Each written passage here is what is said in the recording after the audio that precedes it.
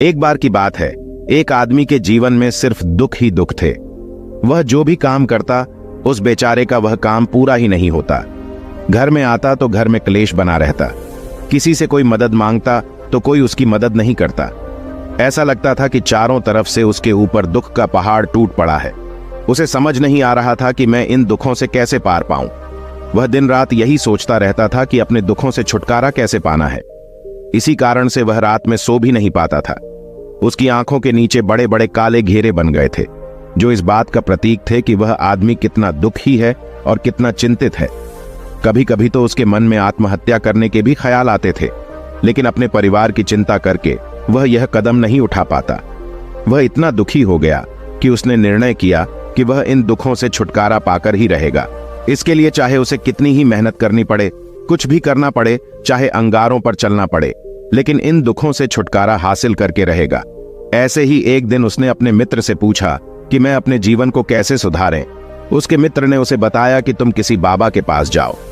बाबाओं के पास ऐसा मंत्र होता है जिससे सारे दुख मिट जाते हैं, जीवन खुशियों से भर जाता है और धन संपदा भी हासिल होती है। तुम किसी ऐसे बाबा को ढूंढ लो, बस तुम्हारा काम बन जाएगा। उस आदमी के मन में यह बात पूरी तरह से पक्की बैठ गई कि कोई बाबा ही मेरा दुख दूर कर सकता है, और इसीलिए उसे किसी भी बाबा के बारे में पता चलता तो वह उस बाबा के पास पहुंच जाता। उस बाबा को अपनी समस्या बताता और उससे उसका समाधान पूछता और कहता कि बाबा, मैं कुछ भी करने के लिए तैयार हूं, लेकिन मेरी इन समस्याओं से मुझे छुटकारा दिला दीजिए। आप जो कहेंगे मैं वह करूंगा, लेकिन मेरे जीवन को सुधार दीजिए। बाबा उसे कुछ टोने टोटके बताते थे करने के लिए, और बदले में दान दक्षिणा ले लेते थे कि यह टोना टोटका करने के बाद तुम्हारे घर में सुख शांति बनी रहेगी। बस इस टोटके को पूरी विधि के साथ करना। वह आदमी घर लौटकर पूरी विधि के साथ टोने टोटके करने लगा, लेकिन बहुत टोने टोटके करने के बाद भी उसके जीवन में कुछ बदलाव नहीं आया। इसके विपरीत उसका जीवन और ज्यादा दुखी हो गया। जो भी बाबा उसे टोना टोटका देता था, वह बदले में उससे दान दक्षिणा लेता था, जिससे उसका धन भी धीरे धीरे खत्म हो रहा था। इससे उसके जीवन में दुख और ज्यादा बढ़ गया। तब उसे लगा कि बाबाओं के पास जाने से तो मेरे जीवन में दुख कम होने की वजह बढ़ते ही जा हैं, तो मुझे क्या करना चाहिए? बाबाओं के पास जाऊं या ना जाऊं? फिर एक दिन एक आदमी ने उसे बताया कि तुम अपने घर में किसी पंडित को बुलाकर हवन करवा लो। हवन होगा, घर शुद्ध हो जाएगा, कोई भी बुरी ऊर्जा होगी घर में तो वह घर से बाहर चली जाएगी। किसी पंडित को बुलाकर पूरे विधि विधान उसे मंत्र उच्चारण कराओ, हवन कराओ, जिससे घर में सुख शांति आए। उस आदमी के मन में यह बात बैठ गई और उसने एक पंडित को अपने घर पर बुलाकर हवन करवा दिया। हवन अच्छी तरह से संपन्न हुआ। बदले में पंडित ने भी अच्छी दान दक्षिणा ली और उसके बाद वह वहां से विदा हो गया। लेकिन कुछ दिनों के बाद उस आदमी को महसूस हुआ कि उसके जीवन में अभी भी कोई बदलाव नहीं आया है। अब वह आदमी पूरी तरह से दुखी हो गया और ज्यादा परेशान हो गया। अब तो उसे लगने लगा था कि मेरे जीवन में से दुख कभी खत्म ही नहीं होंगे, और यही सोच सोच कर उस आदमी का बुरा हाल हो गया था। फिर एक दिन उसे अपने मित्र से एक ऐसे बाबा के बारे में पता चला जो समाधान बताने के लिए कोई दान दक्षिणा नहीं लेता था। उस आदमी को लगा कि यह बाबा दूसरे बाबाओं की तरह नहीं हो सकता, क्योंकि यह तो दान दक्षिणा लेता ही नहीं, और अगर दान दक्षिणा नहीं लेता तो यह सच में कोई सिद्ध बाबा होगा। और यही सोचकर वह उस बाबा के पास पहुंच जाता है। जब वह आदमी वहां पर पहुंचता है तो वह बाबा ध्यान में बैठे हुए थे। यह देखकर वह आदमी वहीं पर चुपचाप बैठकर ध्यान से बाहर आने का उनका इंतजार करने लगा। थोड़ी देर बाद बाबा ने आंखें खोली तो सामने एक दुखी और परेशान युवक को बैठे देखा। उसकी आंखों के नीचे काले घेरे देखकर ही समझ गया कि यह आदमी अपने जीवन से कितना परेशान है। उसे संबोधित करते हुए बाबा ने पूछा कि बच्चा, क्या चाहते हो? बाबा के पास क्या लेने आए हो? उस आदमी ने कहा कि बाबा, मैं अपने जीवन से बहुत परेशान हूं। मैंने इन दुखों को दूर करने के लिए बहुत सारे रास्ते अपनाए, हर वो तरकीब करके देखें जो किसी बाबा ने मुझे बताई, हर वो काम किया जो कोई भी इंसान ने मुझसे करने को कहा, लेकिन मेरे जीवन में दुखों में कोई कमी नहीं आई। बाबा, इसके विपरीत मेरे जीवन में दुखों में बढ़ोतरी हो गई है। मुझे समझ में नहीं आ रहा है कि मैं क्या करूं। कभी कभी तो मैं आत्महत्या करने की सोचता हूं, लेकिन मैं अपने परिवार की सोचकर मैं यह कदम नहीं उठाता हूं। मैंने आपके बारे में बहुत सुना है बाबा, और मैं बहुत उम्मीद के साथ आपके पास आया हूं। कृपया करके मुझे कोई ऐसा मार्ग बताएं जिससे मुझे अपने दुखों से छुटकारा मिल जाए। मैं अपने दुखों से छुटकारा पाने के लिए कुछ भी करने को तैयार हूं। आप मुझे कोई भी रास्ता बताएं, चाहे वह रास्ता कितना ही कठिन क्यों ना हो। मैं उसको पार करके रहूंगा। बाबा ने महसूस किया कि आदमी तो सच में बहुत परेशान है। बाबा ने उसकी बात सुनकर कहा कि बच्चा, दुखों को दूर करने के लिए मंत्र ऐसे ही नहीं मिलते हैं, मंत्र पाने के लिए कुछ करना पड़ता है। तुम कुछ कर सकते हो।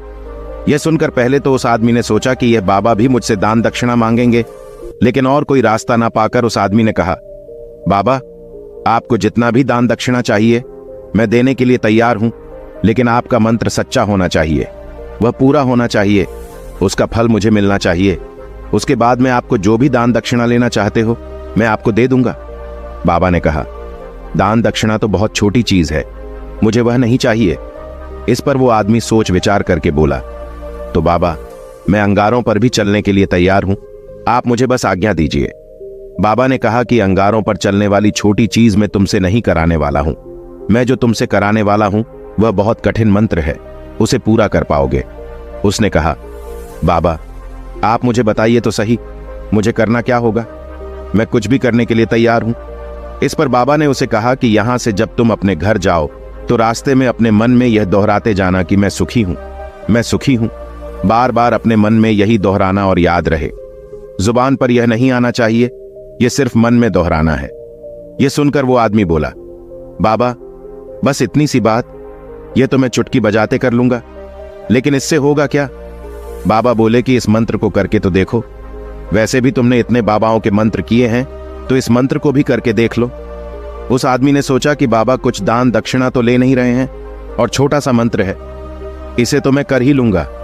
वो बोला, ठीक है बाबा, मैं यह मंत्र जरूर करूंगा। और वो आदमी यह कहकर वहां से चलने लगा। लेकिन जैसे ही वह चलने लगा, पीछे से बाबा ने बोला कि बच्चा, एक बात याद रखना, जब तुम यह मंत्र अपने मन में दोहराना तो तुम्हारे मन में बंदर के विचार नहीं आने चाहिए, बंदर का ख्याल भी नहीं आना चाहिए, तो ही यह मंत्र सिद्ध होगा। आदमी बोला, मुझे तो आज तक बंदर का कोई विचार नहीं आया, तो अब क्यों आएगा? आप चिंता मत करिए बाबा, मैं बस मन में यही दोहराऊंगा कि मैं सुखी हूं, मैं सुखी हूं। इसके अलावा बंदर का कोई भी विचार मेरे मन में नहीं आएगा। यह कहकर वह आदमी वहां से चल देता है।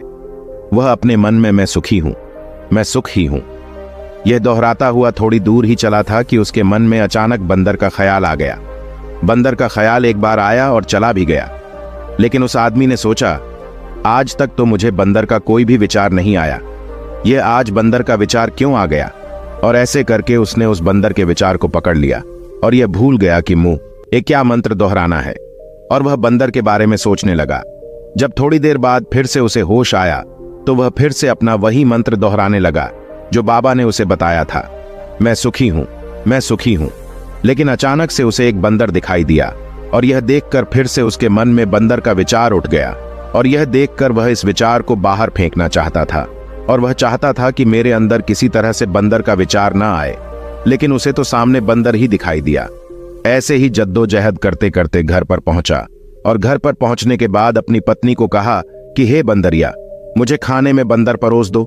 और जब उसे एहसास हुआ कि उसने क्या बोल दिया तो वह अपने बाल नोचने लगा और दीवारों में सर मारने लगा कि आज तक मुझे बंदर का कोई भी विचार नहीं आया और आज मुझे यह क्या हो गया है कि मुझे हर जगह बंदर ही बंदर नजर आ रहे हैं, यह कैसी माया है। यही सोच सोच कर वह आदमी रात भर सो नहीं पाया।